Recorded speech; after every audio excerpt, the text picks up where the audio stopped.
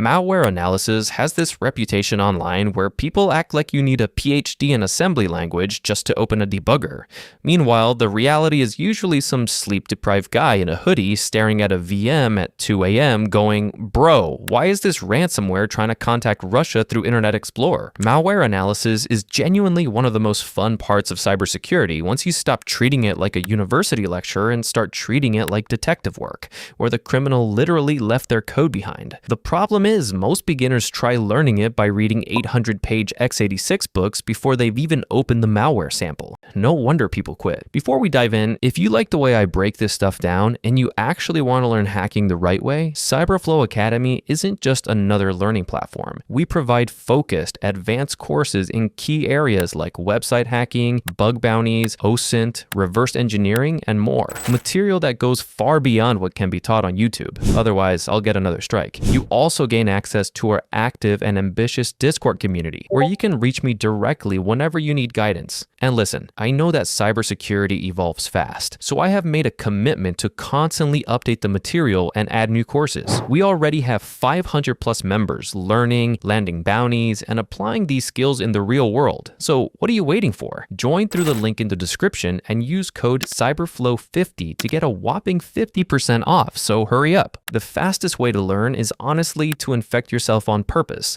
which sounds insane out of context. Spin up a Windows VM in VirtualBox, disable Windows Defender because Defender treats malware samples like a Twitter mod seeing an opinion they dislike, take a snapshot so you can roll back later when everything catches fire, then download real malware samples from Malware Bazaar or the Zoo on GitHub.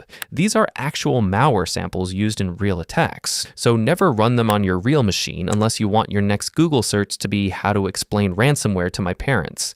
Start with something simple like a cryptominer or keylogger. Double-click it and just watch what happens. Suddenly, your VM starts acting possessed. CPU spikes to 97%, weird processes appear, your fans sound like a Boeing 747 preparing for takeoff. Perfect. Now the fun begins. Open Task Manager, inspect processes, check suspicious folders, monitor network traffic with Wireshark. You stop learning theory and start seeing the attack happen live like you're watching a cybersecurity bodycam video. Then you discover Process Hacker and Process Explorer, which basically give you admin-level X-ray vision into Windows. Open them while malware is running, and suddenly you're watching new processes spawn like Marvel characters in a crossover movie. Inspect network connections, loaded DLLs, memory permissions, file handles. You start recognizing patterns immediately. ProcMon from sysinternals makes things even crazier because you run it before executing malware and your screen instantly looks like a crypto chart during a market crash because thousands of file system and registry events start flooding in. At first, it looks impossible to read, but once you filter by process name, it suddenly becomes clear. Malware writing persistence keys into the registry? Caught. Dropping payloads into temp folders? Logged. Making suspicious network connections to a domain registered 14 minutes ago? Also logged. Without even touching a disassembler yet, you now have a complete timeline of everything the malware did. Static analysis tools like PEBear and Detected Easy make you feel even smarter because now you can inspect executables without running them. Drag a sample into Detected Easy and it tells you if the malware is packed, what compiler was used, whether it's .NET or native code. PEBear shows imports, resources, sections, and API calls. Eventually, you start recognizing suspicious imports automatically. Then comes x64debug or IDA-free, which is where the real reverse engineering begins. You load the malware, set a breakpoint, run it, and suddenly you're staring directly at assembly instructions, wondering if computer scientists were okay mentally when they invented this. But eventually, it clicks. F8 steps over functions, F7 steps into them. Registers change, memory gets written, API calls happen live. The first time you catch ransomware creating ransomnote.txt in memory before it encrypts files, your brain produces enough dopamine to power a small country.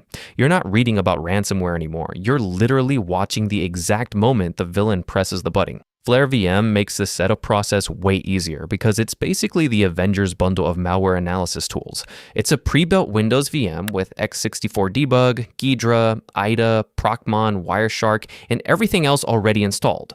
Snapshot it immediately because eventually some malware sample will completely destroy the VM. Malware authors love VM detection because apparently even malicious software gets trust issues.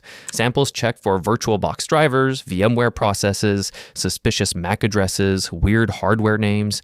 Sometimes the malware launches, realizes it's inside a VM, and immediately exits like, nah bro, this feels like a setup. That's when you learn binary patching. Open the executable in a hex editor, locate the VM detection check, replace the conditional jump with NOP instructions, save it, rerun it. Suddenly the malware executes anyway. You just outplayed the attacker in their own game, and it feels amazing. REMnux is basically the Linux version of Flare VM, and together they cover almost everything you'll need.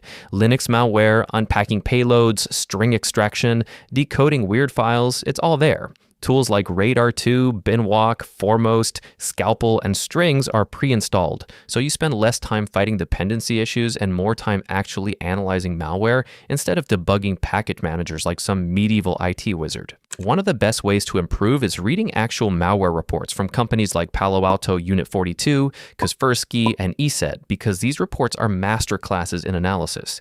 You see how professionals document findings, explain techniques, structure investigations, and communicate insanely technical concepts clearly. Half of malware analysis is honestly just learning how to explain chaos without sounding like a conspiracy theorist holding red string in front of a corkboard. And the reason malware gets addictive is because it's a puzzle that fights back. Malware uses obfuscation, anti-debugging, packing, encrypted strings, VM detection, all specifically designed to stop analysts.